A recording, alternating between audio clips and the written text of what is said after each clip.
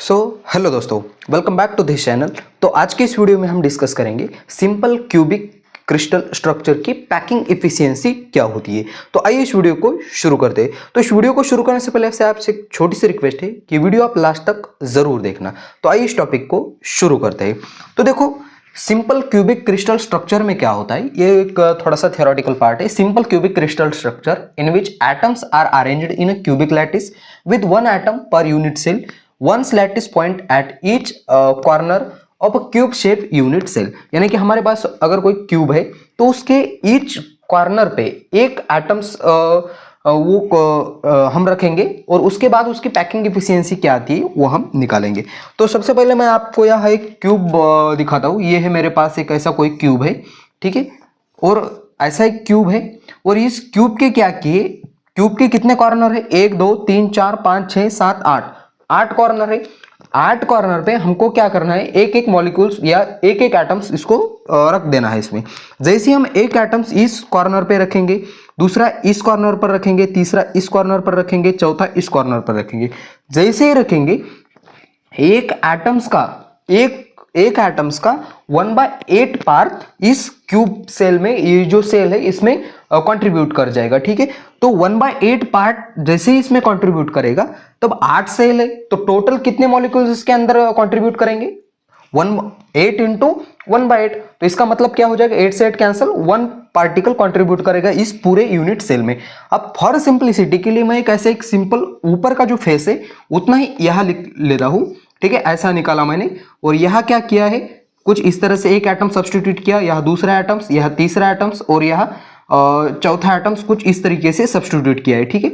अब ये यहां देखो, जैसे हम आप इसको देख पा रहे होगे इस स्ट्रक्चर को, ये जो क्यूब की जो लेंथ है यहां से यहां तक, ये जो एज ऑफ क्यूब लेंथ है वो हम ए से डिनोटेड करेंगे।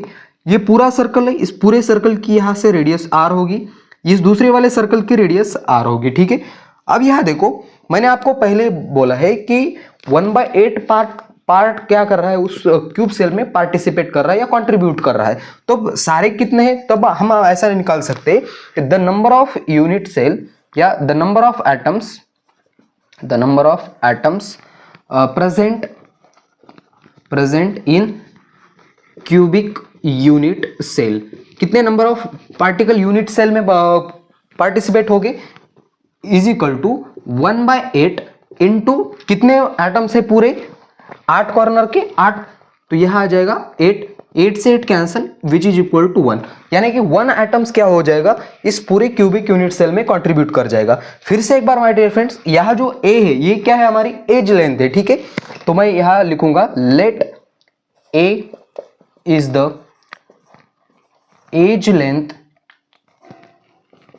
Length of cubic unit cell. अब यहां देखो, ये जो a है किसके बराबर है, ये r प्लस आर के बराबर है। तो मैं ऐसे लिख सकता हूं क्या, a is equal to 2r, बिल्कुल लिख सकता हूं। ये हमारा एक इंपॉर्टेंट इक्वेशन आ गया।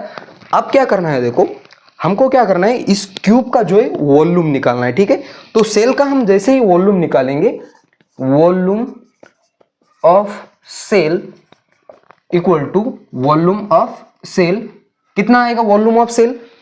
यहां देखो, इसकी जो लेंथ है, एज लेंथ है, वो कितनी है, ए, और सारी की यहां से भी एज लेंथ ए है, यहां से भी एज लेंथ ए है, और ये जो हाइट है ये भी ए है।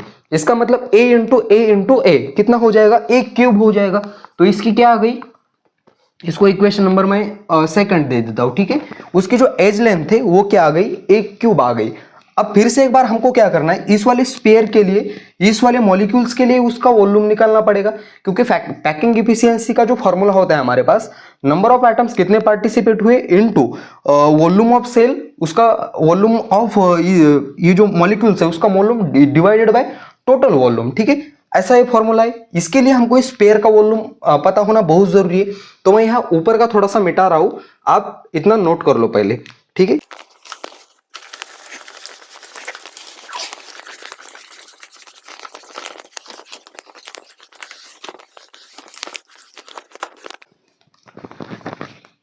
तो देखो, अब हम क्या निकाल लेंगे, वॉल्यूम ऑफ जो पार्टिसिपेट वो जो मॉलिक्यूल्स था वो सर्कल था, ठीक है। तो मैं यहाँ लिखूंगा volume of sphere, volume of sphere. अब आपको स्फीयर का वॉल्यूम पता होना बहुत जरूरी है, वॉल्यूम ऑफ एटम्स, ठीक है, ऐसे लिखूंगा मैं।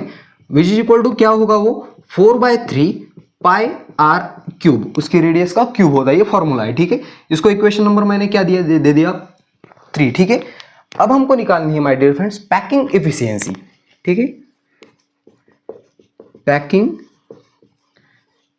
एफिशिएंसी।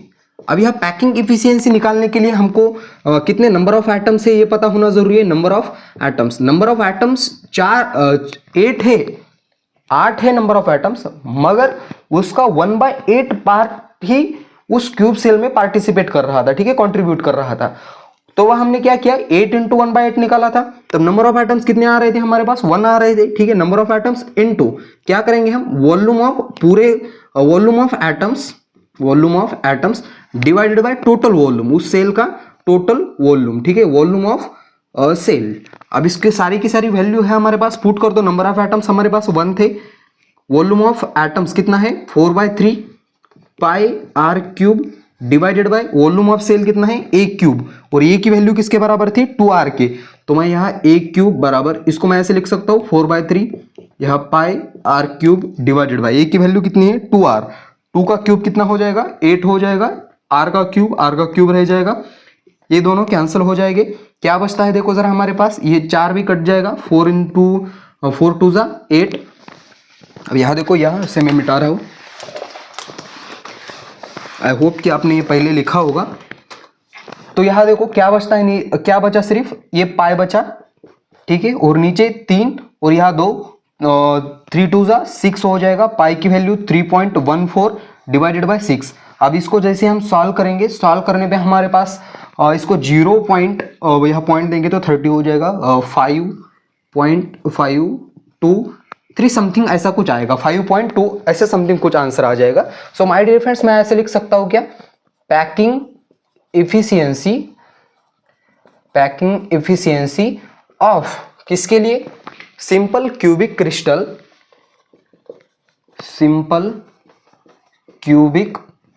क्रिस्टल स्ट्रक्चर इज कितनी आ गई 0.523 समथिंग, ठीक है, इतनी ये पैकिंग एफिशिएंसी आ गई। तो आपको यहां तक लिखना है। तो आगे का जो डेरिवेशन है जो भी होगा वो हम आगे वाले वीडियो में प्रोसीड करेंगे।